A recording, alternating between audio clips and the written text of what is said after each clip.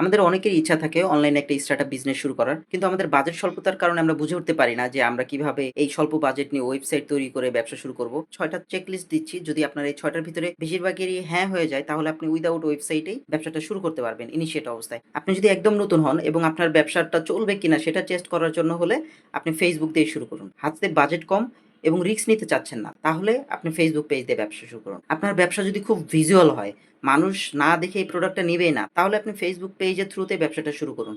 যেমন হতে পারে মধু, বিভিন্ন ধরনের কসমেটিক্স। ৪ নাম্বার পয়েন্ট, আপনার বুঝতে হবে যে আপনার কাস্টমাররা কি ইনবক্সে অর্ডার দিতে পছন্দ করে? আপনি যদি লাইভে বিক্রি করতে পারেন, তাহলে আপনি Facebook এর থ্রুতে বিজনেস করতে পারেন। লাস্ট পয়েন্ট, আপনি যদি কাস্টমারের সাথে রিলেশন বিল্ড আপ করতে চান, তাহলে আপনি হচ্ছে Facebook পেজের থ্রুতে বিজনেস করুন এবং এই সকলগুলো চেকলিস্ট যদি বেশিরভাগই আপনার হ্যাঁ বনে যায়, তাহলে আপনি ওয়েবসাইট ছাড়াই Facebook এর থ্রুতে ব্যবসা শুরু করতে পারবেন। এই ভিডিওটা যদি আপনার একটু হলেও হেল্পফুল মনে হয়ে থাকে, তাহলে ইউটিউবে দেখে থাকলে সাবস্ক্রাইব করে ফেলুন আর সোশ্যাল মিডিয়াতে দেখে থাকলে ফলো করে ফেলুন। ধন্যবাদ।